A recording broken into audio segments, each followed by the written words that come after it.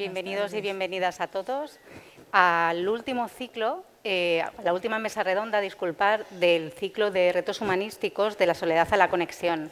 Mi nombre es Ana Torralba y pertenezco a Fundación Mutualidad, una entidad colaboradora con el Observatorio Social de la Caixa. Quienes habéis tenido la oportunidad de poder asistir a las diferentes mesas redondas y a la conferencia que dimos, durante estos 2 meses hemos estado analizando la soledad no deseada desde una triple perspectiva. Hemos visto cómo impactaba en el cuerpo humano, cómo afecta al mundo de las emociones y también hemos intentado definirlo desde una perspectiva humana. Junto a Elisa Salas, no sé si la recordaréis, intentamos entender qué era la soledad y cómo es un sentimiento subjetivo que tiene posibles ramificaciones en lo comunitario. Luego, Diana Molina y Fernando López nos estuvieron hablando cómo el cuerpo humano y la biología puede inferir en el aislamiento y, como consecuencia, toda la parte relativa al sentimiento de la soledad. Por último, Marta Chegaray, Xavi López y José Farrós nos estuvieron contando las diferencias entre sentirse solo y estar solo, así como la importancia de tener un propósito en la vida y un para qué para poder llenarlo de actividades significativas. Hoy este ciclo lo queremos cerrar hablando de la importancia de la comunidad, por eso la hemos denominado una comunidad que cuida. Para ello vamos a analizar la soledad desde una perspectiva social, vamos a analizar también los fenómenos de convivencia y las relaciones de vecindad y para ello contamos con 2 ponentes de excepción. A mi mano izquierda tengo a Vicky Zunzunegui, ella es profesora de epidemiología en varias escuelas de salud pública. La mayoría de sus investigaciones están relacionadas con el enfoque de curso de vida y con la perspectiva de género. Permitirme que os diga que es miembro de la Escuela de Pensamiento de Fundación Mutualidad, que es un think tank que tenemos en la Fundación, donde personas mayores con currículums brillantes ponen a disposición su conocimiento para que podamos desarrollar iniciativas que mejoren la calidad de vida de las personas mayores. Y hay una cosa que me encanta cuando yo hablo con Vicky, es que cuando la pregunto a qué dedica su tiempo, ella dice que ella es activista. Entonces, es una defensora de los servicios públicos, de la defensa de los derechos de las personas mayores y tiene un rol muy activo en el Centro Municipal de Mayores de su barrio. También nos acompaña, tenemos la suerte de que nos acompañe Carles Massot. Él es graduado en Administración y Dirección de Empresa, es licenciado en Derecho por la Pompeu Fabra, también es responsable de Comunidad y Alianzas Estratégicas en la Coordinadora Catalana de Fundaciones y es una persona, cuando le preguntaba un poco en plan de Carles, ¿qué es lo que te motiva? ¿No? Es un firme convencido de que desde lo local se puede transformar el mundo. Está especialmente vinculado con trabajar con colectivos vulnerables y actualmente es el presidente de Bici Sin Edad, donde promueve la cooperación intergeneracional, las relaciones entre diferentes edades, lucha contra la soledad no deseada a través del voluntariado y, sobre todo, fomenta un envejecimiento activo. Como podemos ver, vamos a hablar de cosas muy interesantes.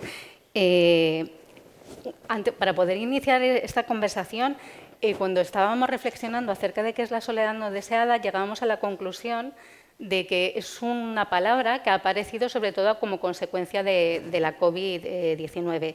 Carlos, yo te quería preguntar, ¿hasta qué punto la persona que siente la soledad tiene una parte de responsabilidad individual o, por el contrario, es un reflejo de cómo la persona nos organizamos con el entorno próximo? Bueno, pues buenas tardes a todos. Yo creo que lo primero que tenemos que hacer es diferenciar entre soledad y soledad no deseada, ¿no? Porque soledad, todos tenemos momentos de soledad, la podemos llegar a disfrutar más o menos, pero es una parte de nuestra vida. Soledad no deseada es un término, ¿no? Es un sentimiento subjetivo y que indica que es algo que no es querido, que no es deseado, ¿no? Y que hace que la persona quede desconectada de su alrededor, de la sociedad, y hay aquí alguna cosa que queremos cambiar, ¿no? Si no funciona. Entonces, yo creo que puede haber una responsabilidad individual. Esto lo podríamos discutir y aquí no entraremos, ¿no?, en el detalle de las circunstancias ideales de cada persona, pero lo que sí que creo y creemos, ¿no?, desde las iniciativas comunitarias es que es un reflejo del modelo de sociedad que estamos tirando adelante, que es un modelo que todos sabemos que es individualista, consumista y que no valora los sectores no productivos, ¿no? Lo que se valora es la productividad económica y lo que llamamos el capital social y el estar, bueno, la vida de barrio que antes teníamos. Esto se ha perdido. Se ha perdido los ateneos, las bibliotecas, las plazas, la vida en los parques. ¿Seguimos teniendo una parte? Sí, pero se ha perdido una gran parte y la sociedad nos impulsa hacia ahí. Como decías tú, la COVID pues fue un acelerador brutal de ver qué estaba pasando, y a partir de entonces hemos empezado a hablar mucho, ¿no?, de soledad no deseada. Hace 10 años no se acuñaba este término, que nos puede gustar más o menos, porque ya hay sectores que dicen: ostras, estamos hablando todo el día de soledad no deseada y a lo mejor tenemos que cambiar el concepto. Pero lo que vemos es que hay muchas personas mayores aisladas, jóvenes que se sienten solos pese a estar hiperconectados, múltiples personas con algún tipo de vulnerabilidad que no tienen los apoyos, ¿no?, para ir adelante. Y yo aquí me gustaría introducir un concepto que no sé cuántos de nuestro público conoceremos. ¿Quién conoce el concepto Ikigai? Vale, vamos a hacer una cosa. ¿Quién no lo conoce? Que levante la mano. Muy bien, perfecto. Entonces vamos a ser algo útiles. Ikigai es la palabra japonesa para decir propósito, o, dicho de otra manera, la razón por la que te levantas cada mañana, la razón por la que vives, ¿no? El concepto de Ikigai va ligado a lo útil o valioso que te sientes en una sociedad. Tiene conceptos, evidentemente, tiene partes más de, evidentemente, moderación, alimentación sana, hacer ejercicio, todo esto, pero una parte súper importante de Ikigai, que esto sale de... O sea, se hizo famoso por una pequeña isla de Japón que se llama Okinawa, que es donde hay más supercentenarios, la mayor proporción de supercentenarios del mundo. Y ahí muchas personas mayores de 90, 95, 100, 105 años tienen su pequeño huerto, tienen su instrumento, tienen alguna cosa que les hace levantarse cada mañana, pero tienen sobre todo su círculo de personas sociales en los que se apoya. Y esto para nosotros es súper importante, y aquí conecto con las personas. Somos mamíferos, somos personas sociales y nos necesitamos uno al otro. Por mucho que podamos disfrutar de la soledad en algún momento, esta parte es súper importante para poderse levantar cada mañana y decir: yo quiero y voy a hacer mi propósito. Y evidentemente, pues el tener un huerto, que en las ciudades no tenemos ningún huerto o jardín, pues no tenemos. Voy a pasar contigo, Vicky. Como hemos podido aprender en las diferentes mesas redondas y en la conferencia que nos dio Elisa, la soledad y el aislamiento social son un problema de salud pública. ¿Podrías decirnos qué factores de riesgo están incrementando actualmente este tipo de fenómenos como el aislamiento y la soledad, y cómo pueden abordarse desde una perspectiva de salud pública? Sí, a ver, sí es un problema cuando hablamos de aislamiento social, que he visto que Yanguas, que conocéis mucho seguramente, habla de soledad relacional. Me ha gustado más ese término que lo de soledad no deseada. Me parece mejor la soledad relacional, que es simplemente el sentimiento de no tener suficientes relaciones sociales, de tener una falta de relaciones sociales. Y esto está muy presente en nuestra sociedad, como acabamos de decir, por el tema de cambios en la estructura de la sociedad, tanto por la demografía, porque ahora vivimos muchos años, y al vivir tantos años, vivimos muchos años con discapacidad. La discapacidad física o los problemas cognitivos llevan al aislamiento. Cuando tendremos conocidos que tienen una fractura de cadera, por ejemplo, tienen que estar un periodo de tiempo en casa, rehabilitación, y todo ese periodo de discapacidad, que aunque luego se recupere la función, pero ese periodo de discapacidad lleva al aislamiento social. De repente tienes menos capacidad de salir de casa y tu red social se va empequeñeciendo. Entonces, la propia discapacidad puede llevar al aislamiento social. Luego, el otro tema es a lo largo de la vida. Desde que éramos niños, nosotros vamos desarrollando relaciones sociales, vamos desarrollando recursos económicos, vamos teniendo una vida laboral, condiciones de trabajo, etcétera. Tenemos familia, llegamos a mayores con una mochila. Y esa mochila para algunas personas está muy llena de relaciones sociales y para otras no. Otras llegan a mayores y por una serie de motivos muy variados tienen una red social muy pequeña, muy frágil y terminan sin relaciones. O sea que están los dos caminos, el camino de una soledad sobrevenida como consecuencia de todo el proceso de discapacidad que acompaña al envejecimiento y otra que es el de las personas que van poco a poco reduciendo sus relaciones y cuando llegan a mayores ya han quedado con una red social muy frágil. ¿Y por qué esto es un problema de salud pública? Es decir, es un determinante de la salud de la población, es un determinante social, porque está muy demostrado, y ya habéis tenido aquí alguna charla que os lo han contado, está muy demostrado que las relaciones sociales protegen. Primero, aumentan la supervivencia. Con una fuerza tan grande como la del tabaquismo la disminuye. O sea, las relaciones sociales protegen a lo largo de la vida. También el tema de la función física. Cuando somos mayores, hemos demostrado con distintos tipos de estudios que las personas que tienen muchas relaciones sociales tienen mayor velocidad de la marcha, mejor equilibrio, más fuerza muscular. Y no tenemos tiempo para hablar de todo esto, pero creedme, porque llevamos toda la vida haciendo esto. ¿Y por qué ocurre? Pues por caminos de menos estrés, menos inflamación. También la función cognitiva. También hemos demostrado que la diversidad de las redes sociales, la cantidad de relaciones que tenemos, la frecuencia de contacto, mejora la salud cognitiva. Y teníamos una gráfica muy clara que era que a partir de los 80 la función cognitiva empieza a decaer naturalmente, poco a poco va habiendo un deterioro cognitivo, pero ese deterioro es muy variable y es mucho menos patente y casi indetectable en las personas con una buena red de relaciones sociales y es más acusado en las personas que tienen muy pocos contactos sociales. Todo esto está súper demostrado. Y lo siguiente es el tema de la salud mental. También es verdad que las relaciones sociales mejoran la salud mental. Luego ya hay estudios mucho más precisos que dicen, ¿qué pasa cuando tienes una persona en la familia que te hace la vida a polvo? Relaciones tóxicas. Bueno, pues es verdad que las relaciones tóxicas no está nada demostrado que influyan en la salud cognitiva, o sea, en la función cognitiva. Yo siempre pienso que porque cuando tienes una persona tóxica, tu cerebro tiene que funcionar muy rápido para ver cómo la manejas o te la quitas de encima.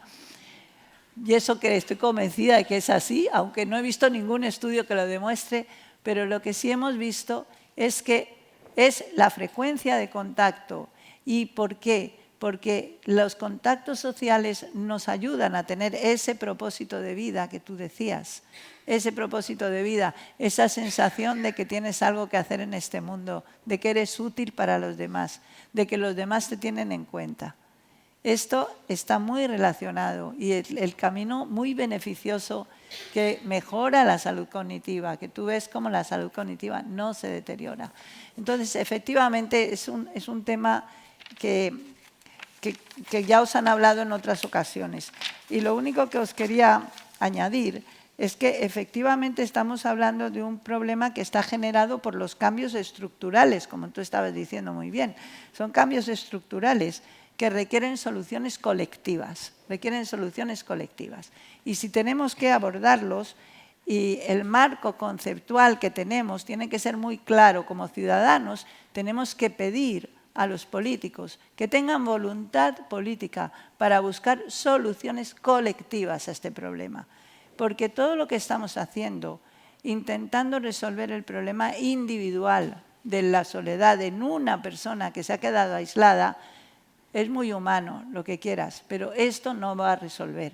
Incluso compite con los recursos económicos que necesitamos para financiar los proyectos políticas públicas, cambios de prácticas profesionales que van a redundar realmente en eliminar las causas, que luego hablaremos más en profundidad, de por qué hemos llegado a este punto donde un porcentaje tan alto de la población de todas las edades, sobre todo los jóvenes y los viejos, se sienten solos.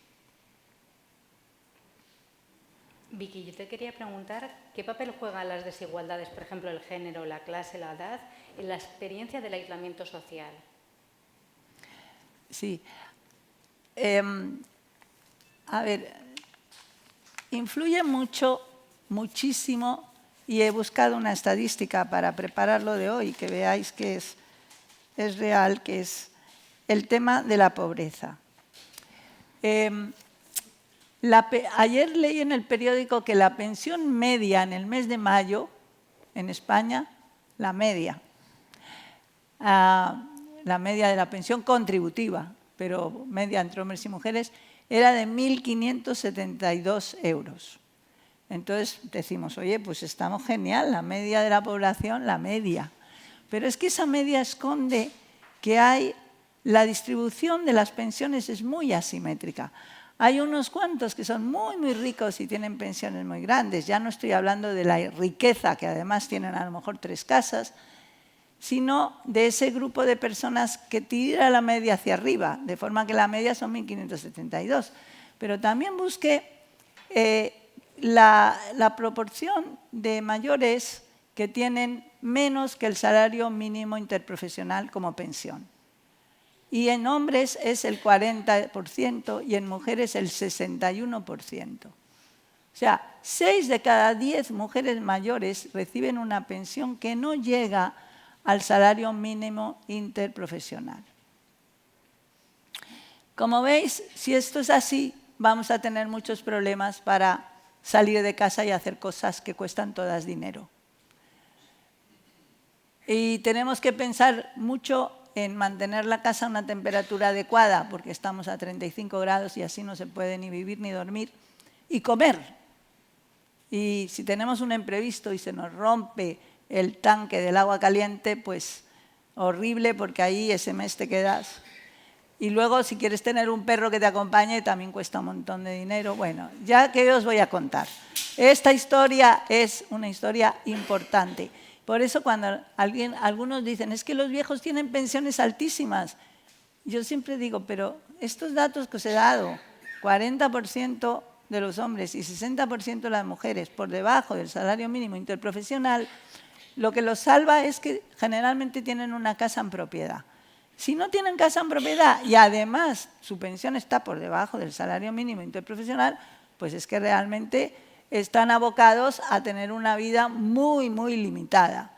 Y para eso vuelvo al tema de que tiene que haber una financiación de los servicios públicos municipales, que son los más importantes en este tema, para ofrecer unas actividades que merezcan la pena. Entonces yo diría que la pobreza es la primera barrera y que para compensarla tiene que existir ese sector público muy fuerte que invierte realmente en la prevención de la soledad, la prevención del aislamiento. Y el segundo factor es la violencia. Lo siento de hablaros de estas cosas tan horribles, pero es que me toca.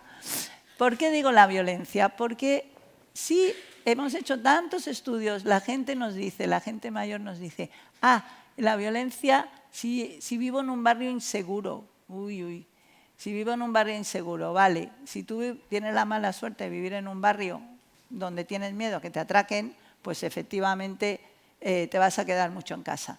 También la violencia intrafamiliar, el maltrato de mayores, que está muy escondido, pero ahí está. Relaciones tóxicas dentro de familias que cuidan a mayores y no los cuidan bien. Y el otro tema es la violencia de género. Las mujeres mayores hay una proporción muy elevada. Es que, si os digo 10, 15%, por ahí anda, que tienen historia de violencia de género, porque han sido maltratadas porque son mujeres, no por otras razones que podrían estar ahí.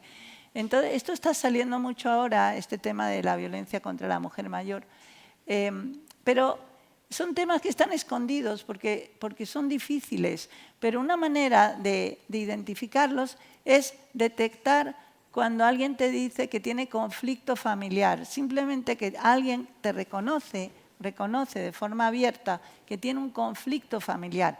Una persona mayor no te va a decir, es que mi hijo me maltrata. Uf, menuda, ¿cómo voy a maltratar a mi hijo, lo que me queda en el mundo? Pero sí te va a decir, tengo conflicto, no recibo apoyo suficiente.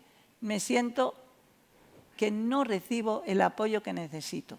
Y eso es como una señal de que está pasando algo. Pero bueno, estas dos cosas ligan muy bien con la tercera, que es el edadismo, que ya sabéis lo que es, la discriminación porque somos mayores. Entonces, desde las políticas públicas, ¿cómo podemos atacar este tema? Pues intentando por todos los medios eliminar estas cosas que os acabo de contar. La pobreza en los mayores, la violencia de la medida que se puede, que es quizás lo más difícil de detectar, y lo tercero es el edadismo. El edadismo que lo llevamos dentro, porque cuando nos hacemos mayores empezamos a cuestionarnos nuestra propia imagen y a decir, uy, esto no lo puedo hacer porque soy mayor, o esto no me sale porque no sirvo.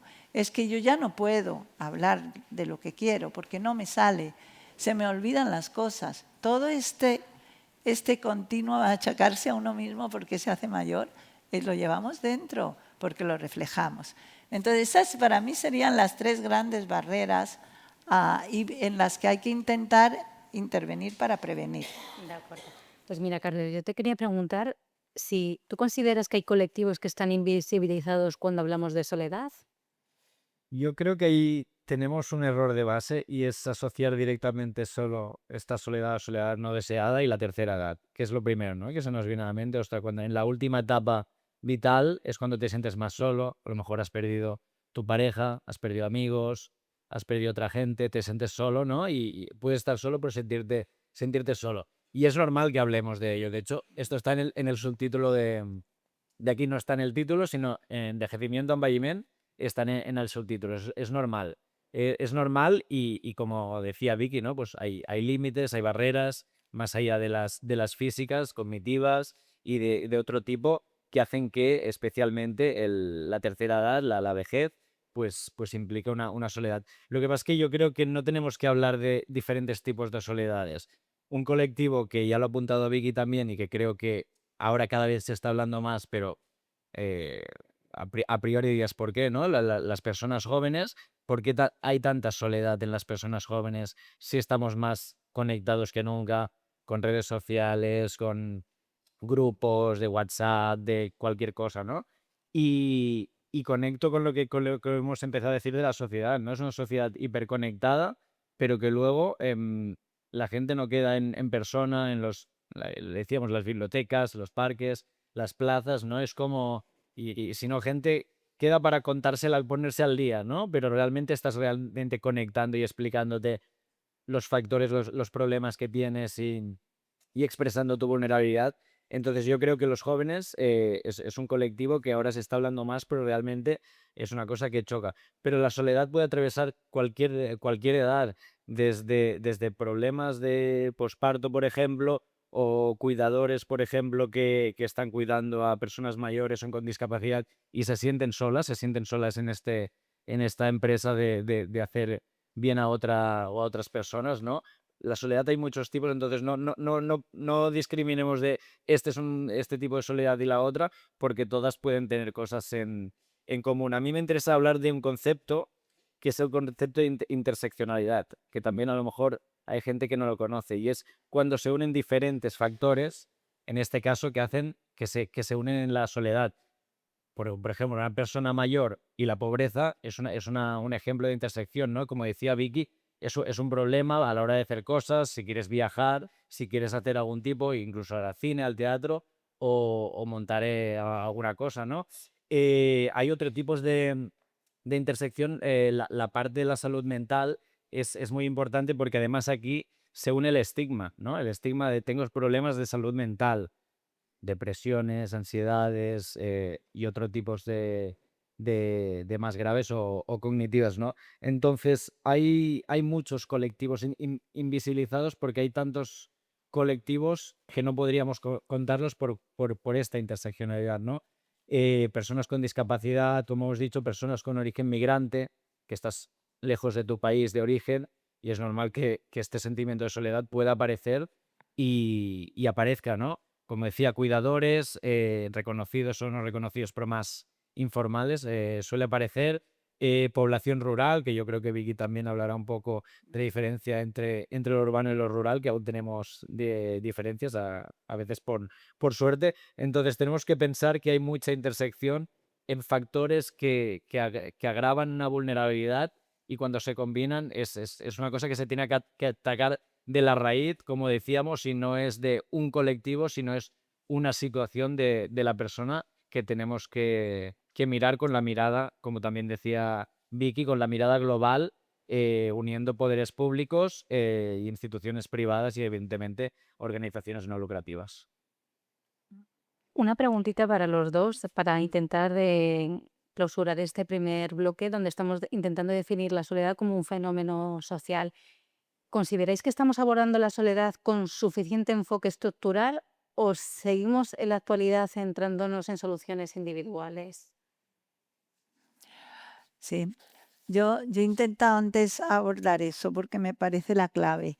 Eh, si lo abordamos de forma individual, estamos impidiendo que se reconozca que es un problema realmente estructural de una sociedad que hemos construido, que valora más que nada el éxito económico y que deja atrás muchos valores como la solidaridad, el apoyo, lo que teníamos conceptualizado como justicia, eh, afecto, apoyo en la dificultad, solidaridad.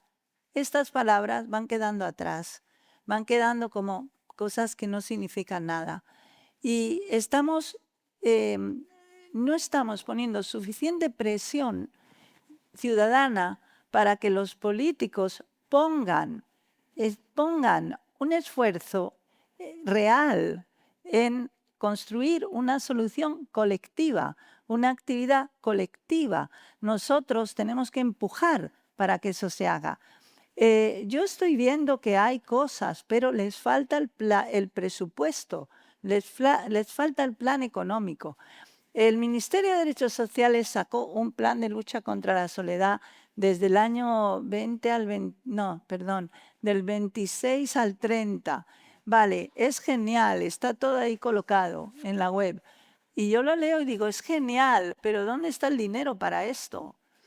El dinero, lo digo en serio, tiene que ir a los ayuntamientos. Los ayuntamientos son los que están cerca de la gente. La gente vive en barrios, la gente vive en zonas rurales, pequeños municipios. La gente necesita tener centros culturales, centros para ir a cantar, centros para escribir, centros para hacer bailes, centros para comunicarse, centros para significarse el uno al otro. Comedores, por ejemplo, actividades para poder compartir la vida. Los mayores, desde luego, pero también los jóvenes, Y la tendencia, yo es que vivo en Madrid y entonces yo os voy a dar mi experiencia, ha sido cerrar todo lo que era centro sociocultural, cerrarlos. Los hemos cerrado en los últimos años y no tenemos dónde reunirnos. No tenemos locales donde decir, vamos a presentar un libro, vamos a hablar sobre algún tema cualquiera que ocurre, vamos a organizar un concurso literario, No quedan solamente las bibliotecas públicas y depende de quién sea el director de la biblioteca. Digo, esto es muy importante porque tiene que ser una solución colectiva. No podemos ir de uno en uno diciendo, ay, mi amiga pobrecita está malita, la voy a visitar todas las tardes. Con eso hacemos algo, pero no resolvemos el problema. Entonces, este enfoque de prevención es modificar las causas. Modificar las causas es ir atacando lo que causan, como os decía antes, esa situación de pobreza, edadismo, violencia sumergida, ir atacando esas causas sociales. ¿Y cómo se consigue? Con la famosa sociedad de los cuidados, la sociedad de los cuidados, las ciudades de los cuidados, donde realmente hacemos cosas para cuidarnos unos a otros. Lo que estamos comentando tu programa, que estamos comentando un programa que realmente es de cuidarse unos a otros. Y si esto lo quitamos del medio con el tema de voy a ver a mi amiga porque está solita, no lo arreglamos. No sé, he sido clara. Muchísimo. ¿Alguna duda en la sala? Pues Carles, Yo, tienes un minutito porque somos de verbo fácil los tres. yo creo que evidentemente coincido con todo lo que ha dicho Vicky.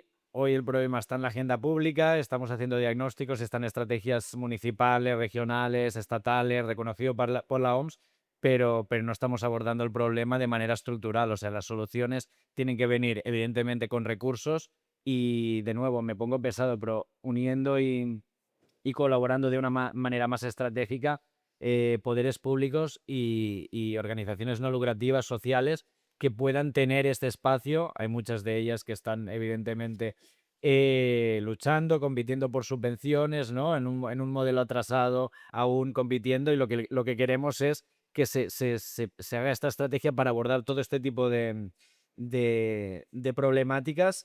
Me pongo otra cuestión que no la voy a desarrollar, que es la educación. Tenemos que empezar por la educación para transformar este sistema capitalista que yo creo que a la mayoría no nos funciona tal y como está, o por lo menos es lo que quiero creer, y poner las ciudades cuidadoras, como ha dicho Vicky, al centro, y reconocer, ¿no? Que los cuidados tienen un valor que puede ser o no económico, pero aunque no lo sea económico, es un valor que tenemos que poner y que hay que... ¿Por qué las profesiones menos valorizadas estamos hablando de huelgas? Hoy hay huelga de maestros, por ejemplo, aquí, o profesiones más vinculadas a los cuidados, ¿no? Que reciben unos salarios pues que son muy bajos. No lo estamos reconociendo, y empezando por reconocer esto, proponer los recursos para poner todo esto en marcha, yo creo que es súper necesario y no nos vamos a cansar hasta conseguirlo. O sea que la soledad, la conclusión es un fenómeno social Y y estructural. estructural. Y yo quiero decir una cosa por lo que tú acabas de comentar, que el tema de cómo prevenir, hay una cuestión muy importante que es cambiar las prácticas y las prácticas profesionales, tanto de los sanitarios como los que se dedican a los servicios sociales, cambiar las prácticas para lo que se llama mucho prescripción social. Yo es que os lo quería comentar porque justo hace 3 o 4 días leí que el alcalde de Barcelona ha puesto un programa de lucha contra la soledad no deseada y utiliza ese término, prescripción social. Y quiere decir que, por ejemplo, vas al médico y el médico ve que tienes un problema porque eres un cuidador de una persona cuidadora de una persona con demencia, y te pone en contacto con las asociaciones de familiares. Pues esta es la prescripción social que hace el médico, o que ve que estás deprimido y te dice, mira, pues podrías ir a este sitio, si te gusta senderismo, aquí tienes un club de senderismo, o si te gusta cantar, pues aquí tienes. O sea que el propio profesional sanitario hace una prescripción para que tú te enganches con las cosas que le pueden dar significado a tu vida. Eso yo lo veo como algo interesantísimo. Y justo, no sé por qué, la semana pasada me salió esto en un periódico de mayores y digo, anda, esto está pasando en Barcelona. Está empezando a pasar, Esto se ve del modelo británico y irlandés que se llama Link Workers, que esto ya lo llevan haciendo años, y creo, ya sé que nos estamos pasando, pero creo que eso es lo que la tendencia donde tenemos que ir, estar organizado y que no dependa del profesional que sepa, hoy mira, conozco a una entidad social que te puede ayudar, o no la conozco, o voy a preguntar aquí. Tiene que estar estructurado, tenemos que tener los recursos y también de conocimiento que ya lo tienen para hacer las prescripciones sociales, desde los centros de atención primaria hasta los servicios sociales. Tenemos esta información de personas en vulnerabilidad, tenemos que organizar y evidentemente proponer, no nunca imponer, este programa, ¿no? Es un programa de vida, no son actividades sueltas, porque una actividad te puede o no te puede llenar. Lo importante es que conectamos con el propósito, ¿no? Sí, Pero eso sí. es. Estos prescriptores en Holanda se encargan los enfermeros comunitarios, son los que van Eso. identificando aquellas cuestiones que las personas mayores necesitan y van derivando de una manera muy orgánica y muy unida a su tejido asociativo cómo poder hacer actividades que doten sentido a sus vidas. Ujú. Pues retomando un poco este concepto de prescriptor y de comunidad, me gustaría adentrarnos en los nuevos estilos de convivencia. Vicky, ¿qué está pasando? O tú que aquí eres la más joven de los tres, ¿cómo han cambiado nuestras formas de convivir en las últimas décadas? Tú que tienes más experiencia, ¿tú podrías decirnos un poco cómo ha cambiado esta manera de convivir? Sí, pero creo que esto ya lo veis todo el tiempo, lo podéis preguntar en internet, cuántas personas viven solas en el 2026, cuántas personas mayores viven solas, las estadísticas están todas ahí, pero desde luego nos movemos hacia unidades unifamiliares. Esto está claro, cada vez tenemos unas proporciones mayores. Bueno, os puedo dar un número para ponerlo Que le gustan en los números a magnitud, Vicky, ¿eh? pero mira, Hay que dar eh, evidencia. Sí, por supuesto. sí, sí. Eh, en mayores, los hogares unifamiliares aumentan de un 22% a un 27% en 7 años. Bueno, 27, han aumentado. 27% de los mayores vivimos solos, ¿vale? De mujeres mucho más que hombres.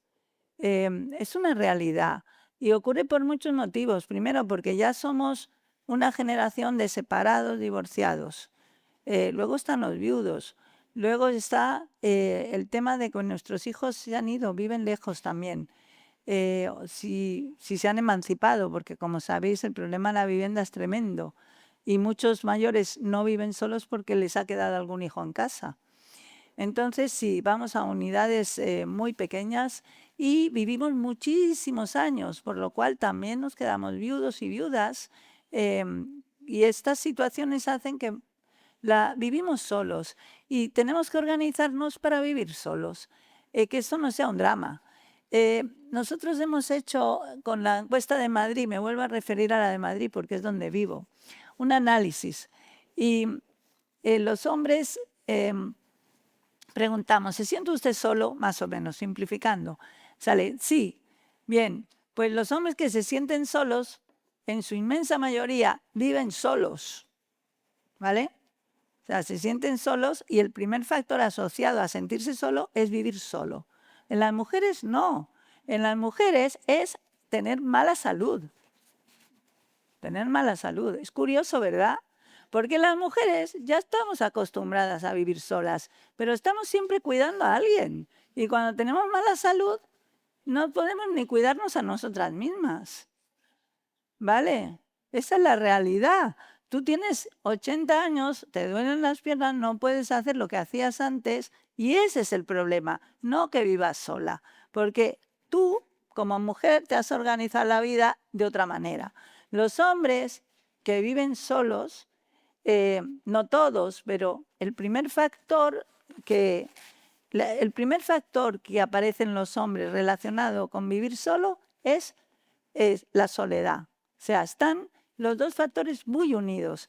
Y el segundo factor en los hombres era no tener dinero.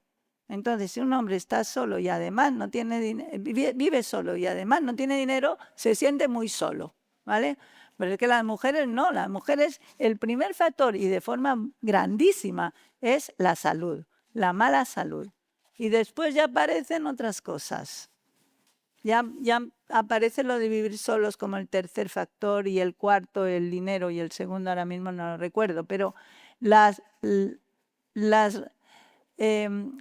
motivos estos rápidos de soledad que nos da la gente son distintos para hombres y mujeres. Una pregunta para los dos. Estamos perdiendo, lo estamos viendo, ¿no? Una disminución progresiva de la vecindad tradicional.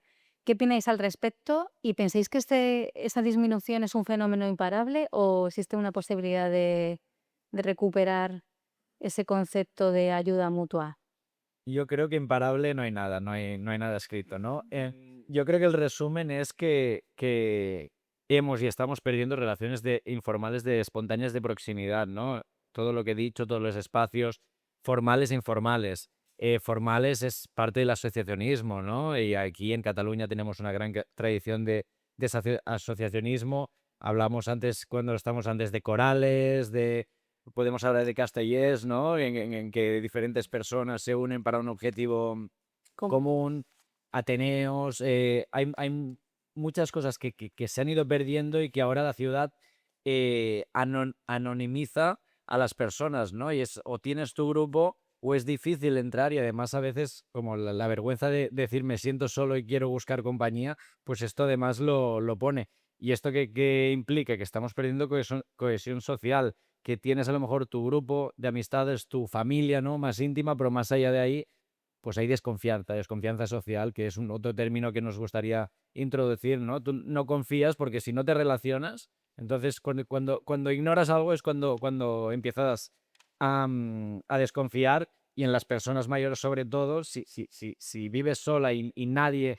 sabe de ti, ¿no? Lo típico de, vas a la pescadería, vas a la peluquería, preguntan por ti, saben, si no vienes en 2 o 3 días, te llaman.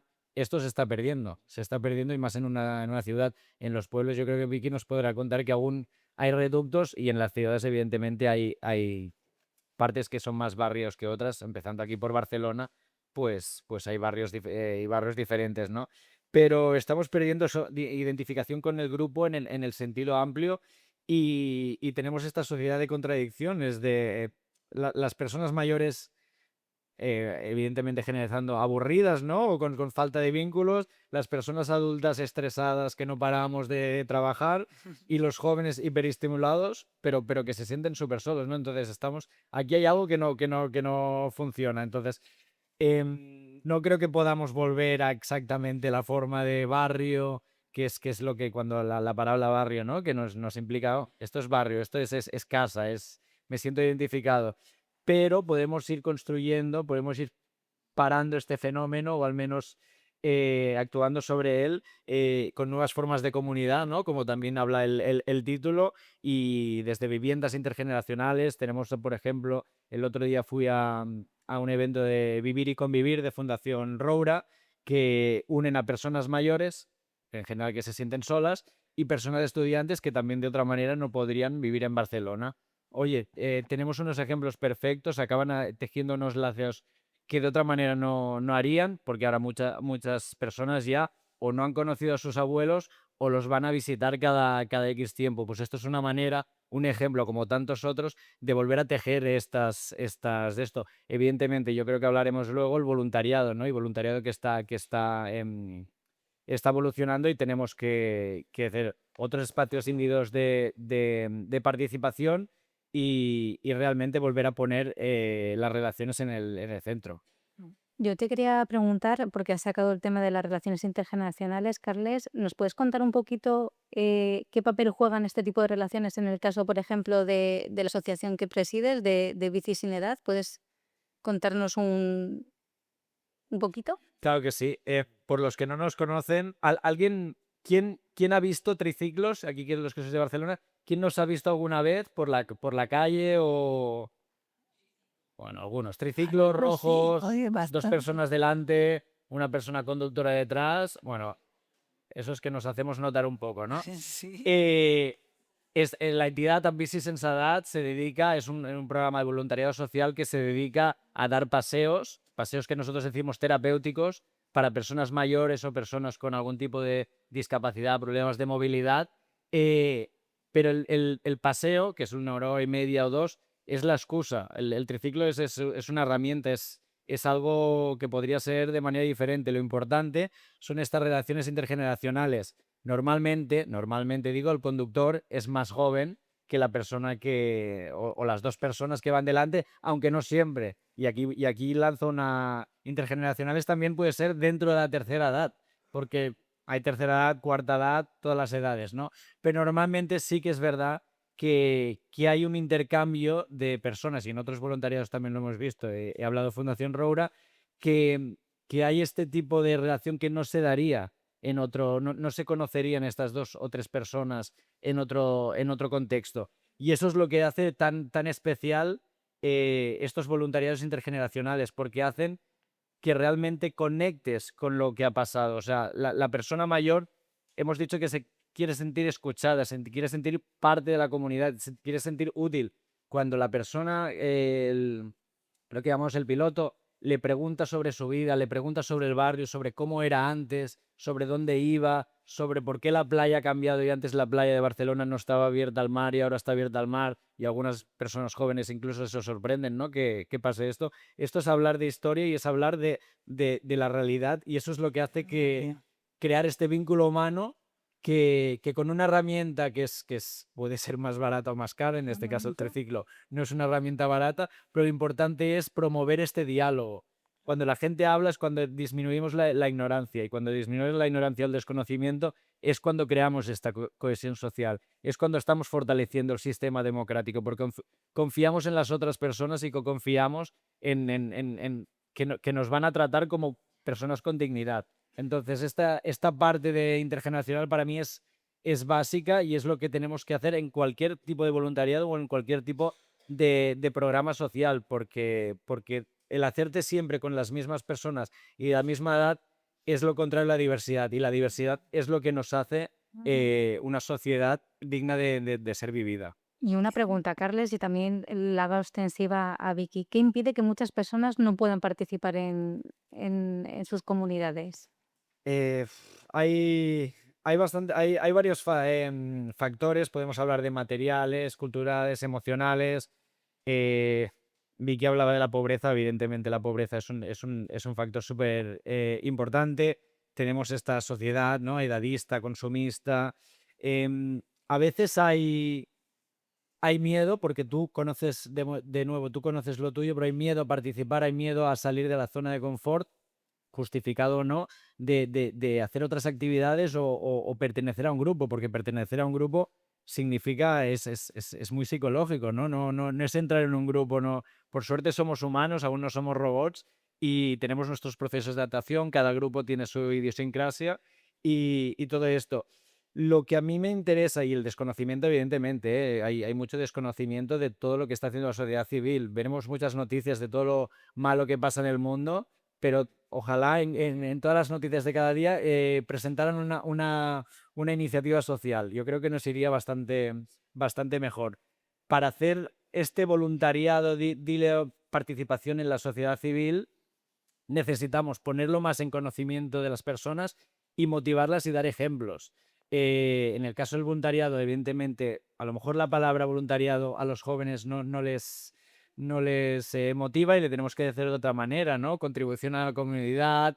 Lo tenemos que venir como experiencia al final, una experiencia de crecimiento personal y de ayuda a la comunidad. Y eso es lo que nos falta, y a lo mejor las formas tradicionales no nos dejando. En nuestro caso en Business Sadat es un voluntariado flexible, en el que te puedes apuntar cuando tú tienes disponibilidad. Incluso si algún día no puedes ir, lo tienes programado, dices no puedo ir, y alguien te cubre. Y esto es una manera, no digo que todos los voluntariados tengan que ser así, porque hay algunos que requieren evidentemente un compromiso, y bienvenidos sean, pero a lo mejor hay que combinar los dos factores para poder superar estas barreras y que tengamos voluntarios de todo tipo de edades. En Business Sadat, por ejemplo, la media edad creo que está en unos 50 años, porque evidentemente tenemos muchas personas jubiladas aún con gran salud física, y que a lo mejor han sido ciclistas y que pueden hacer de pilotos con 65, 70, 75 años, y bienvenido sea, pero tenemos que asegurar evidentemente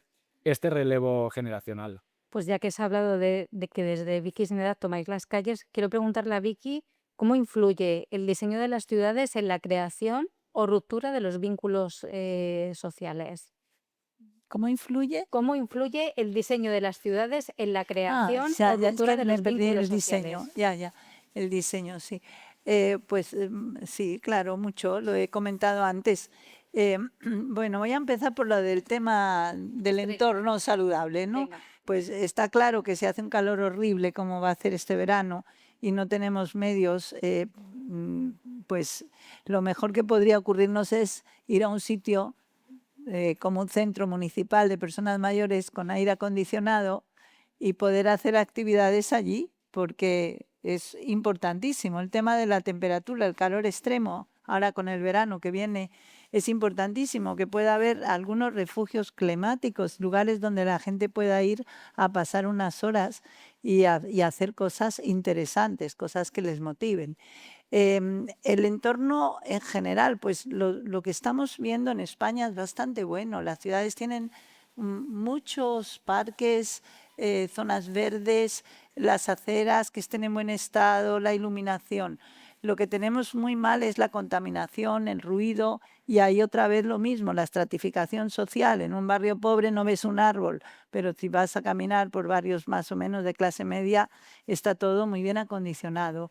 Lo que tenemos muy mal es el tema de que no es ninguna tontería, porque es que son factores de riesgo para la demencia, menos conocidos pero igualmente potentes. La contaminación, la polución de los contaminantes del aire y luego el ruido tremendo que tenemos. Bien, pero esto es el entorno. Luego lo que más falta, yo creo, es en los lugares donde se pueda reunir la gente. Yo no sé lo que pasa aquí en Cataluña. Volviendo al tema de los pueblos, pues en los pueblos en general están bastante bien, porque viajando un poco por los alrededores de la ciudad de Madrid, a Ávila, por ejemplo, o a Segovia, en los pueblos tienes lugares de reunión y están continuamente abiertos y la gente va ahí a jugar a las cartas o al ajedrez o a cantar o a leer libros y comentarlos. Hay actividades continuamente. Entonces creo que eso es muy importante. Voy a poner el ejemplo de mi centro de mayores. Vivo en un barrio de clase media de Madrid y ahí hay un centro de mayores que tiene apuntadas más de 9.000 personas, pero que lo frecuentan solo van 1.000, aproximadamente 1.000. Pero todos los años, en septiembre, salen las listas de los aceptados en los talleres. Y hay en todos los talleres, y hay más de 30 talleres de todo lo que ha habido y por haber, hay una lista mucho más larga de los que se quedan en lista de espera que de los admitidos. Entonces, creo que estas son las cosas que tenemos que pedir como ciudadanos. No se puede llegar al mes de septiembre y ver que hay una hoja de admitidos y 2 hojas de personas en lista de espera. Y actividad física, yoga, pilates, hay toda una cantidad de cosas que la gente está pidiendo, porque no solamente por ir a hacer pilates, es porque ahí conoces a un montón de gente, luego te vas a tomar un café y te sientes bien. Y eso es algo que todos estamos deseando y hacemos cosas útiles, porque de ahí salen proyectos. Igual hay otros que tocan castañuelas, yo qué sé, da lo mismo. Pero hay una demanda insatisfecha muy grande. Por eso digo, no hablemos más de soledad no deseada, hablemos de falta de inversión en participación social. Sería mucho más razonable. Y volviendo a lo de los voluntarios, que no lo quiero dejar pasar, hay un grupo que me llama la atención, que me gusta mucho, que se llama Grandes Amigos, porque estos se dedican a acompañar a gente que tiene muchos problemas para moverse, para salir de casa. Es el acompañamiento. O a personas que han perdido a sus seres más queridos y se han quedado solas. Se ha muerto su marido y su hija, por ejemplo. Pues esa señora no tiene ganas de ir al centro de mayores ni a ningún sitio, pero le viene muy bien un acompañamiento. Entonces, Grandes Amigos es otra asociación de voluntarios que para mí creo que está haciendo un gran papel.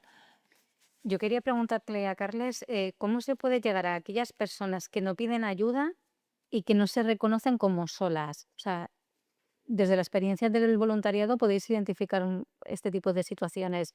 ¿Cómo lo hacéis? Bueno, es una cuestión de las más importantes, El ¿no? vínculo, ¿no? Porque tenemos que diferenciar, ¿no? Las personas que viven solas, de las personas que viven acompañadas o que tienen una familia que les da soporte, ¿no? Evidentemente esto es un factor de diferenciación. Y porque muchas veces también las personas más aisladas las que son las más invisibles, las que no se ven, no salen a la calle o salen para hacer sus compras, pero realmente se sienten solas y pasan tiempo, ¿no? Con la televisión y no tienen un círculo cercano. Aquí volvemos a conectar con la prescripción social que decía Vicky, que estamos los dos de acuerdo. Los servicios sociales, los centros de atención primaria tienen mucha información sobre estas personas y es lo que tenemos que conectar, ¿no? Estos censos, esto es lo que Evidentemente hay problemas de protección de datos y evidentemente hay que siempre estar al día con la legislación, pero conectar esto con las oportunidades que nos brinda la sociedad civil y que vuelvo a hacer un brindis de que tenemos que seguir organizándonos, tenemos que pedir a los poderes públicos que inviertan más, pero mientras tanto hay que seguir organizándonos como sociedad civil y participando en cosas, en voluntariados, ni que sea esporádicos. Hablaba de los castellers, pero es que hay mucho tipo, hay muchas asociaciones musicales que realmente hacen un gran trabajo, ¿no? Entonces, hay que, hay que llegar a estas personas con este sistema estructurado y que haya esta derivación clara y continua, que no sea, como he dicho, esporádica o que sea por afinidad o que sea por lo que sea. Porque las personas que ya, como decía Vicky también, la mayor parte de ellas mujeres, que ya son activas, ya buscan actividades, ya están apuntadas a 5 o 6 actividades. No va de estar a 7, 8, 5. La soledad no va a cambiar por estar en soledad, sino te va a cambiar por estos vínculos que generas a través de las actividades, ¿no? Entonces tenemos que llegar a estas personas que están más invisibilizadas, que lo que decíamos, con esta interseccionalidad, ¿no? Con diferentes vulnerabilidades, no solo ser personas mayores, sino a un tipo de discapacidad, migrante, otro tipo, y entonces identificarlas y poder tener este grado de estas 9.000, no sé qué decía Vicky, no sé cuántas son de estas que una vez se han apuntado pero ya nunca más, o ay, es que ¿cómo voy a ir yo sola ahí sin conocer a nadie? Estamos también Sí, diciendo que todas las personas mayores tienen esta capacidad de socializar y cada persona tiene una capacidad de socializar diferente. Incluso en los niños pequeños lo vemos, ¿no? Niños pequeños que les gustaría socializar, pero que no se atreven a pedir si pueden participar en este partido de fútbol o lo que sea. Pues esto evidentemente nos pasa en todas las edades. sí. Yo creo que el grupo ese que hemos hablado antes de los hombres que se quedan solos, por ejemplo, se separan, se divorcian o enviudan, eh, ese grupo es particularmente vulnerable porque le cuesta más el salir, el ir a buscar amigos o ir a buscar actividades. Y también he visto en el centro mayores que hay hombres que vienen solos a comer, vienen a comer. Y entonces estaba pensando eso. Digo, porque claro, si tienen que hacerse la comida entre que es más complicado, aburrido y de todo, y no tienen ganas, pues me voy a comer al centro de mayores, que el menú cuesta 6 euros y me dan bastante bien de comer. Y se van allí y se ponen a leer el periódico y los veo y digo, mira, cualquier día se quedan aquí porque se le pone fácil la cosa, ¿no? O sea, creo que estos lugares de reunión, estos lugares de participación social tienen muchas características para que incluso la gente que no es gregaria, que no tiene ganas de hablar con desconocidos, de alguna forma está integrado. No sé cuántos son los que no vienen por lo que tú dices, porque les da un poco de timidez y decir, yo cómo voy a llegar ahí con 80 años y qué voy a decir. Algo, ¿sabes? Creo que hay algo de eso, pero no os puedo dar datos porque no tengo ni la menor idea. Algún día los tendremos. Como podéis observar, Vicky siempre con sus datos. Sí, Les voy a preguntar a los dos qué elementos o cuál es la receta de la Coca-Cola para que una iniciativa comunitaria funcione realmente y tenga un impacto positivo en la persona. ¿empiezas tú? Sí. Yo vuelvo a retomar un término que he dicho al principio, es confianza. O sea, tienes que generar confianza. Tiene que haber un liderazgo en las iniciativas sociales por parte, de nuevo, de las administraciones públicas y de parte de la sociedad civil. Tú tienes que poder confiar, lo que decíamos, para poder abrirte, ¿no? Para expresar tu vulnerabilidad, tus problemas, poder decir, me siento solo, me siento así, echo de menos a mi compañero de vida, lo que sea, pero tienes que poder expresarte. Luego tiene que haber una continuidad. No sirve de nada hacer una actividad puntual, ¿no? De una vez al año, me apunto a esta carrera y no hay seguimiento. Tiene que haber una continuidad porque es lo que queremos, fomentar estas relaciones sociales y este vínculo emocional. Tiene que haber una participación real. Yo creo que aquí estamos de nuevo hablando de diferentes terceras edades, pero hay terceras edades que ya es más dependiente casi del todo, pero incluso siendo dependiente, incluso no teniendo movilidad, puedes aportar. El ejemplo de Envise Sensat es que aún no pues, no teniendo movilidad o hablando poco, puedes generar estos vínculos que luego trascienden de los triciclos. Y eso es lo que queremos, que las actividades para nosotros solo son medios para poder crear estos vínculos emocionales que conectan con el Ikigai que estamos diciendo. Tener una red de amistades, evidentemente familia, si la tienes bienvenida, que te puedas apoyar. Horizontalidad, queremos evitar el paternalismo, ¿no? Y decir a la gente lo que necesita, sino tenemos que proveer de todo una oferta de servicios integrada, un programa, y que cada persona con sus preferencias se apunte o inicie las actividades que quiera. No vamos a decirle a las personas lo que tienen que hacer. Si a ti me te gusta la música, no te vas a apuntar a un corado. Si no te gusta hacer tai chi, ¿por qué te tienen que obligar a hacer tai chi? Que os animo a hacer tai chi porque es muy sano.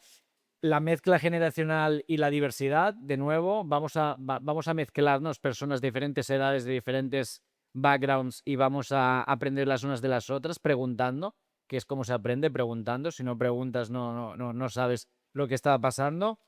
La colaboración, de nuevo, muy pesados, tenemos que colaborar en diferentes estamentos y entidades. Y finalizar y conectando con Vicky, la capacidad de medir el impacto, de generar evidencia, porque a veces todas las organizaciones sociales pensamos que estamos haciendo un gran trabajo y obviamente me reafirmo, pero la sociedad nos está pidiendo cada vez más, ¿no? Y no me refiero solo a la financiación, sino la sociedad quiere saber en qué estamos generando impacto. Por ejemplo, en Business and Salad nos estamos planteando si tiene sentido ir a más personas y que paseen una vez, o ir a muchas menos personas, pero pasear una vez a la semana, a la misma hora, a una persona con algún tipo de condición, es decir, Alzheimer, autismo, otro tipo de condición. Entonces, esta evidencia es la que nos va a ayudar a tener más impacto en las personas que estamos queriendo ayudar.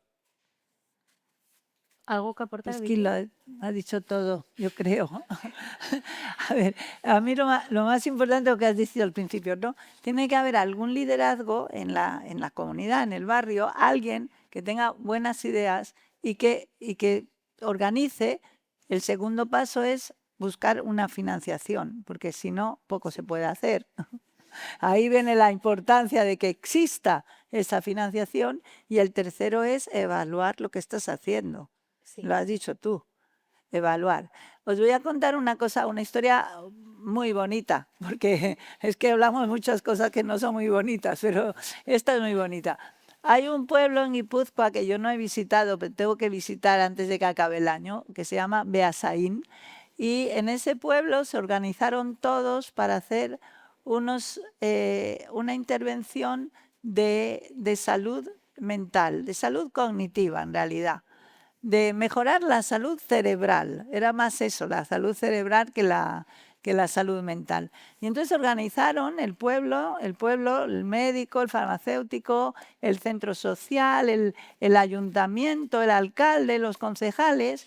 Hicieron una feria y a partir de ahí un montón de actividades, todas útiles para mejorar la salud cerebral, y la evaluaron. Hicieron dos grupos, el grupo que participaba en las cosas y el grupo que no, pero los asignaron aleatoriamente a los ciudadanos, porque si no, no valdría, no eran voluntarios, era entre todos, unos cara cruz, tú a la intervención, tú al control. Pero al final, si funciona, todos vamos a hacer estas cosas buenas para todos. Y lo hicieron un año y funcionó. Entonces, no sé si lo siguen haciendo o no. Esa es mi pregunta. Yo lo leí en una revista científica y dije, esto es lo que hay que hacer. Porque empezaron a hacer clases de cocina, senderismo, música, actividad física.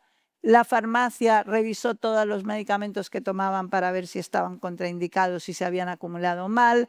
El médico de atención primaria se tomó especial interés en ver si encontraba a la gente que tenía problemas que podrían ser más de psicólogos de salud mental, depresión, ansiedad. Bueno, en fin, todos trabajaron ahí para que las cosas funcionaran y la gente se lo pasó muy bien. Eso es lo más importante. Se lo pasaron muy bien y hicieron muchas más cosas. Bueno, pues ese tipo de actividad, ¿por qué surgió? Pues no lo sé, porque no lo explicaba. Y digo, a ver, ¿a quién se le ocurrió hacer esto? Es como como una actividad grupal para mejorar la función cognitiva de la gente mayor de 65 años. Oye, pues qué bien, nos apuntamos, ¿no? Me parece bien. Bueno, ese tipo de cosas. Y hay gente que tiene esa capacidad de organización. Es el primer elemento. Yo solo para añadir, pero esta capacidad de organización para mí es básica. Siempre en todo proyecto hay alguien que lidera, hay alguien que sigue. Y quiero introducir el concepto que en España aún no tenemos muy desarrollado, pero se está desarrollando, y yo estoy en el grupo motor, de fundaciones comunitarias. Fundaciones comunitarias son un tipo de fundación arrelada en el territorio, en una comunidad, y que trabaja para la comunidad, para dinamizar los recursos de esa comunidad para la comunidad. Es decir, es un actor que es como, para entenderlo, un intermediario para otras iniciativas de la sociedad civil, y que canaliza los esfuerzos, los recursos, no solo económicos, y que donde no llega la administración, este actor, digámosle, más o menos objetivo, es el que ayuda a canalizar. En otros países, esto sale de Estados Unidos, está muy, muy desarrollado, también porque ahí suelen ser un gran filántropo, ¿no?, que pone unos recursos, un dinero ahí para la comunidad. Aquí en España hay ahora mismo 12, 13 fundaciones comunitarias. Ejemplos con los que he trabajado: esta Fundación Tot Raval en el barrio del Raval, o Fundación Hortasud, por ejemplo, en el barrio, en las comarcas de Hortasud, que se hizo famoso a través de la Dama de Valencia 2024, cuando ayudó a organizar la sociedad civil. Esos son los ejemplos que necesitamos. Le llames fundación comunitaria o le digas como le digas, sociedad civil organizada, que tenga el conocimiento y la confianza de la comunidad para organizar cosas, para organizar recursos y ponerlos en servicio de las personas, sean mayores, sean jóvenes, ojalá que estén todas juntas, para que pasen cosas y que te sientas parte de la comunidad y útil. Miki, tú que eres una mujer de ciencias y te has dedicado toda tu vida profesional a la investigación, ¿podrías darnos unos tips de cómo evaluar si una intervención contra la soledad o el aislamiento es eficaz? O sea, ¿cómo...? Sí, bueno, en estas cuestiones que estamos hablando de comportamiento de las personas, de evaluar conductas, hábitos saludables, sabemos muchísimo, muchísimo, porque tenemos muchos ejemplos. El primero es el del tabaco. Cuando a primeros de los años 2000 al 2010 se invirtió mucho en la lucha antitabaco. Entonces hay que invertir en todos los niveles. Vuelvo a hablar de la inversión, hay que poner dinero en las cosas. A veces ponemos dinero en un medicamento que cuesta 22.000, 24.000 euros al año. Ahora estamos hablando de medicamentos para retrasar 6 meses los síntomas de la demencia, y cuestan esa cantidad y tienen muchos efectos adversos. Y estamos pensando muy poco en prevención, muy poco. Entonces, hay que invertir en estos temas, como en todos los niveles, y evaluar, pues generalmente cuando se trata de este tipo de políticas públicas, antes y después. Vuelvo a referirme al tabaco. Se hizo un esfuerzo descomunal para que la gente no fumara, sobre todo para que los adolescentes no empezaran a fumar, porque esa es la clave. Los adolescentes empezaron a reducir el consumo de tabaco muchísimo, pero a partir del 2010 se cortó la financiación. Y ahora tenemos niveles de tabaquismo muy altos, no tan altos como el año 2000, pero otra vez tenemos a los jóvenes fumando. ¿Y por qué? Porque no se está invirtiendo en prevenir el tabaquismo, porque se dejó de invertir en el año 2010 y se ve un cambio de tendencia brutal. Los accidentes de tráfico, ¿verdad que ponemos cinturones? Imaginaos que de repente se les ocurre a alguien la idea de que los cinturones no valen. Pues seguro que va a subir la mortalidad, seguro. Estas cuestiones de la prevención, el diseño antes y después es muy potente y cuesta poco dinero. Y luego, pues, diseños más complicados, como el que os he contado de Beasain. Decirle a la gente, vamos a hacer un experimento. Si te toca, vas a este grupo, y si no te toca, vas a este. Dentro de un año, si funciona, todos vamos a beneficiarnos. Pero ahora, de entrada, esto es un experimento. La gente acepta a participar en este experimento, pues es la mejor manera. Bueno, Ay, tenemos poco tiempo ya, y, yo quisiera hablar con la gente. y me gustaría para poder cerrar, porque bueno, estamos hablando de la comunidad y la comunidad es ese espacio, ¿no? Que nos permite encontrarnos y me gustaría que aquellas personas que quieran formular algún tipo de pregunta os la puedan plantear. Para cerrar, quería hacer varias preguntas a los dos. ¿Qué puede hacer cualquier persona desde su vida cotidiana para reducir la soledad no deseada a su alrededor? Un titular. Va a ser difícil. Solo uno. Para mí es intentar fomentar la participación ciudadana. El que quiera, porque el que no quiera, pues que se quede en casa. Pero la mayor parte de la gente necesita como tener un proyecto, decir, "Ah, mira, esto me apetece. Pues mira, ahora que me he jubilado, me voy a meter en un club de lectura o me voy a aprender a bailar flamenco, da igual, pero algo que no has hecho antes y tener ese estímulo para decir, bueno, no me voy a quedar aquí sentada y si me duele algo me tomo una pastilla, pero salgo y lo hago. Eso es lo que intentaría, es fomentar esa. Y más que nada me encantaría oír lo que dicen los demás. Sí, a a ver, ver. vamos a escuchar. Yo creo que el resumen sería volver a ocupar el espacio público y participar en todo tipo de entidades sociales de los que seamos afines, porque yo siempre digo, hacer un voluntariado en algo que no te guste es de tontos. O sea, si es un voluntariado lo haces a gusto, ¿no? Entonces, voluntariado o participar en alguna asociación de música, de lo que sea.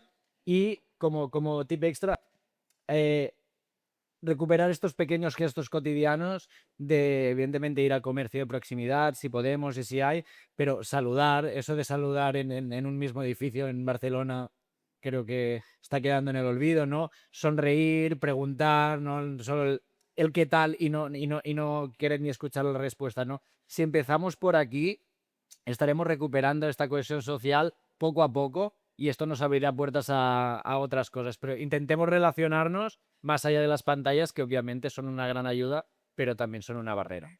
Última pregunta para poder dar paso al debate. Si tuvieseis que dar, porque vamos a intentar ser un poco positivos, si tuvieseis que dar una idea clave al público para que formen parte de una comunidad que cuida, ¿cuál sería? Una idea. Pues creo que recuperar el sentido del barrio, intentar recuperar el sentido de pertenecer al lugar donde vives.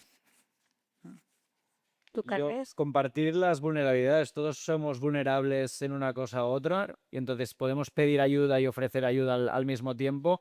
Y a mí una frase que me gusta mucho, que es un tópico, ¿no? Es que sé el cambio que quieres ver en la sociedad. En estos pequeños gestos cotidianos, si sumamos un poco e influenciamos a nuestro alrededor, ya habremos hecho mucho. No intentemos cambiar el mundo desde arriba, sino intentemos cambiar el mundo en nuestro alrededor. Bueno, muchísimas gracias. Quería ofreceros la posibilidad de si hay alguna cuestión que os apetezca preguntar a los ponentes o alguna reflexión que queréis compartir, bienvenida será, porque precisamente lo que queremos es crear comunidad y todas las experiencias que podáis. ¿Alguien? O ¿No? alguien que no esté de acuerdo en lo que hemos ¿Alguien que dicho no y esté de acuerdo? Que Sí, levante la mano, claramente. que claro, calle para siempre. cosas. Mira, aquí tenemos una señora, por favor. Sí, sí, espera un segundito que le van a sí. acercar un micrófono para que la puedan escuchar. Hola. ¿Se oye? Sí. Sí, vale. No, le quería comentar que todo lo que habéis estado diciendo y el planteamiento este de ver qué podemos hacer, que es muy bonito, está muy bien, pero siendo realistas en el mundo de hoy, en la Barcelona de hoy, yo lo veo muy complicado. O sea, es como utópico, ¿no? O sea, tenemos una ciudad llena de, no por nada, de extranjeros, gente de paso, o sea, que no te relacionas con esas personas.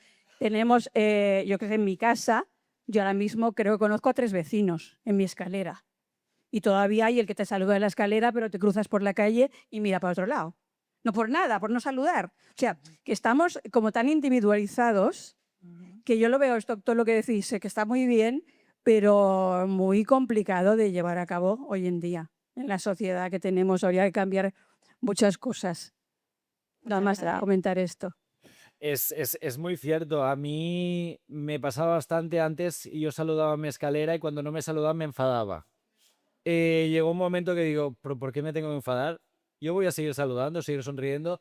Si me quieren contestar, me contesten, si no, no. Y al final, poco a poco, eso que decíamos, ¿eh? No tenemos que intentar cambiar el mundo, sabemos que está difícil. Tenemos problemas de vivienda, tenemos problemas de masificación turística, de muchas otras, no los vamos a negar, pero si al final puedes entablar un vínculo con alguien de tu comunidad, con una persona de tu comunidad que no conocías antes, y es una pequeña victoria.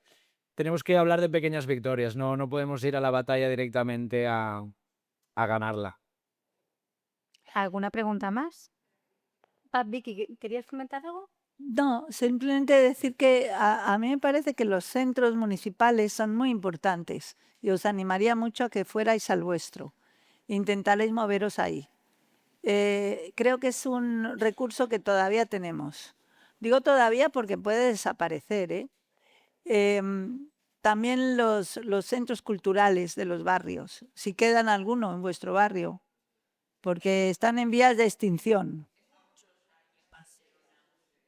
Sí, ese tipo de centro que si es cultural es multigeneracional. Sí, un segundito, que le van a acercar el micrófono. Bueno, es un poco en la línea de lo que habéis dicho ahora mismo, que tenemos una gran oferta de centros cívicos en los cuales si no llegas a 65 pagas una cuota normal y si ya eres mayor, pues hay unos pagos trimestrales que son muy, o sea, que están muy bien, muy adecuados a la edad, ¿no? Y creo que quizás sí lo que falle serían los comedores, que tú dices que en los centros en Madrid existen. Aquí, que yo sepa, esto no funciona. Hay algunos, por ejemplo, Que no sean centros de días.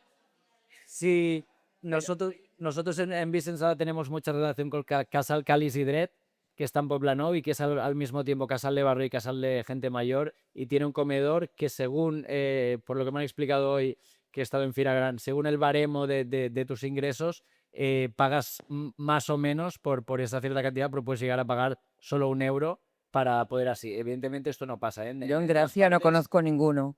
Esto Pero se bueno, tiene que puede mirar. ser, ¿eh? Pero sí que yo creo que pienso que donde haya comida, bebida y música es donde pasan cosas y la gente se relaciona. Y eso pasará siempre que seamos humanos. ¿Alguna pregunta más? ¿Alguien se anima? Mira, 2 más.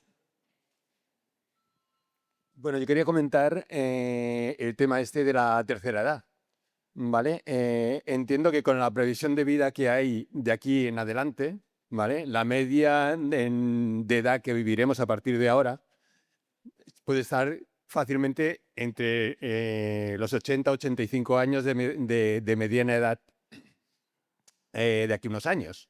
Con lo cual, los que ahora estamos en tercera edad, ¿vale? Que son más de 65 años, nos quedan 30 años por delante, bien. ¿Vale? A nadie se le ocurriría poner la segunda edad desde los 30 a los 60. Sin embargo, ahora, con la esperanza de vida que hay, nos quedan muchos años por delante para hacer muchas cosas, muchos voluntariados y muchas actividades que ahora parece que nos estamos arrugando porque somos mayores, pero que con la esperanza de vida que hay y la calidad de vida que puede llegar, nos queda mucha guerra por dar.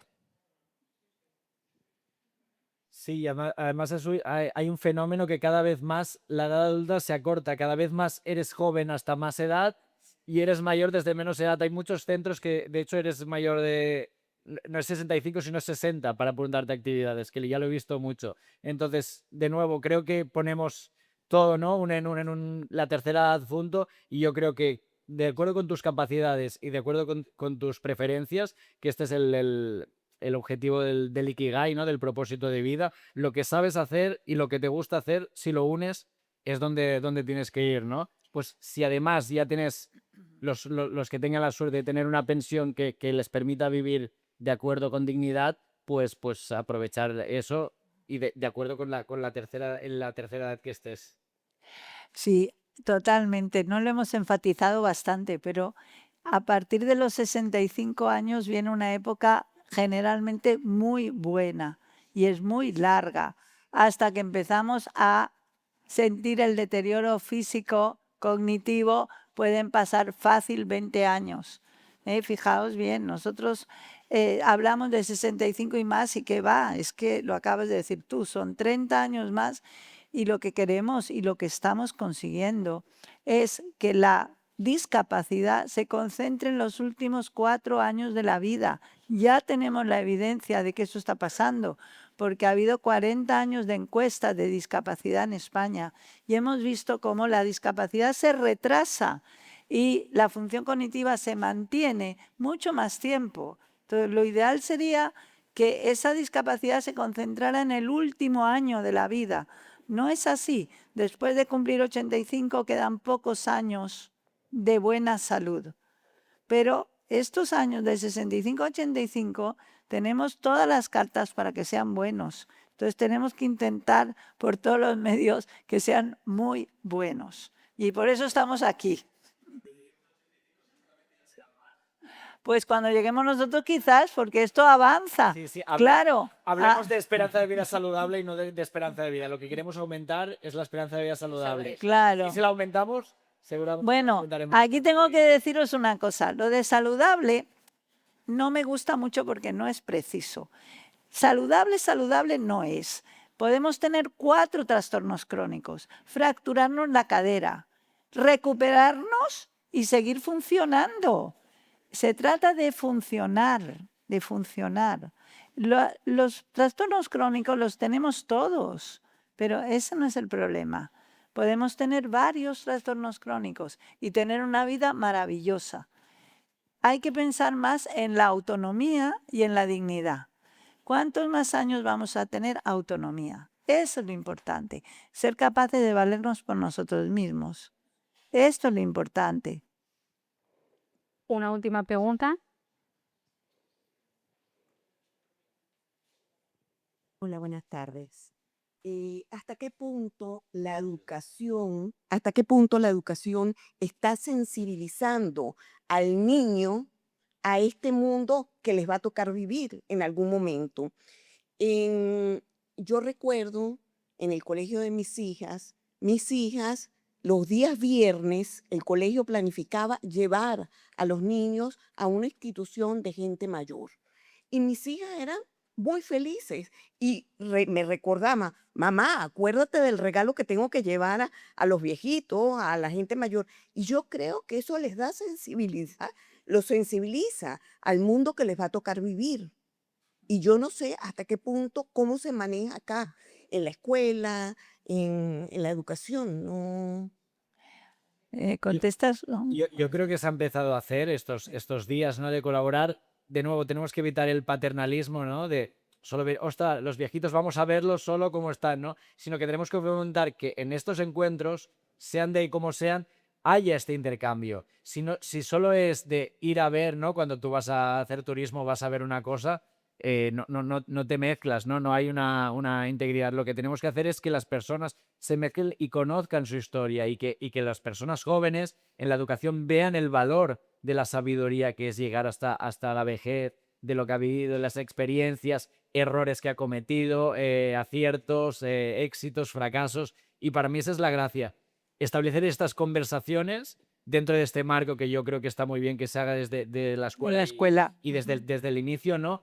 Y multiplicar estos lugares formales o informales de conocimiento, porque luego, cuando lleguen a una edad que ya se puedan relacionar por ellos mismos, sea su iniciativa y no se vea como una obligación. Sí, sí. Yo creo que se está haciendo más, yo lo digo por los colegios donde van mis nietos, que son muy pequeñitos, hacen actividades con abuelos y hacen varias veces al año. Pero creo que lo que es la juventud y lo que es la adolescencia, ya hoy no tenemos tiempo, pero deja mucho que desear, porque la parte de la memoria, conocer la historia, no conocen nada, no saben nada. Yo lo siento, pero creo que hemos fallado. Ojalá que cambiemos ahora. Pero si cogemos a gente que ahora tiene entre 12 y 18 años, ¿qué saben ellos? O sea, realmente preguntémosle algo de la historia de España, ¿qué saben ellos? De la historia de Cataluña, ¿qué saben ellos? Es realmente un fallo, hemos tenido un fallo en la educación grandísimo. grandísimo. Pero bueno, yo que estoy de acuerdo contigo, por lo menos veo un cambio reciente. Ojalá tuviéramos aquí algún docente, maestro. Esto ya es abrir un nuevo tema, de educación, evidentemente. Es que es Hay fundamental, muchas cosas que querríamos cambiar y seguro que todos tenemos nuestras es ideas, ¿no? fundamental la educación. Pero educación en valores real y que realmente formemos a las personas. No, yo trabajo también con muchas fundaciones y ahora estamos intentando ver cómo queremos que sean las fundaciones de aquí 10, 20, 30 años. Y para ello necesitamos, las fundaciones y cualquier entidad, asegurar el relieve generacional, ¿no? Asegurar que estas organizaciones seguirán dando soporte cuando personas que no sean nosotros vengan detrás. Entonces, esto hay que cultivarlo, es un caldo de cultivo y pones los mejores ingredientes. Si has puesto ingredientes que no eran buenos o no los has puesto, no puedes esperar tener el mejor caldo, ¿no? Entonces sí que tenemos que repensarlo con esta mirada intergeneracional y holística, no solo de la soledad, sino en todos los problemas que tenemos como sociedad. Bueno, pues muchísimas gracias a todos y a todas por asistir. Dar gracias a los ponentes por compartir vuestro conocimiento y experiencia. Y bueno, yo me quedo con muchas gracias también, Silvia, por contar con Fundación Mutualidad y la Escuela de Pensamiento para esta coordinación científica. Y bueno, me quedo con muchas ideas y quiero ir con un mensaje inspirador y positivo, que espero que esta conversación, así como el resto de las intervenciones que han tenido lugar en todo el ciclo, nos sirvan para animarnos a favorecer relaciones humanas, conectarnos y sobre todo crear comunidades que cuidan. Muchísimas gracias y hasta pronto.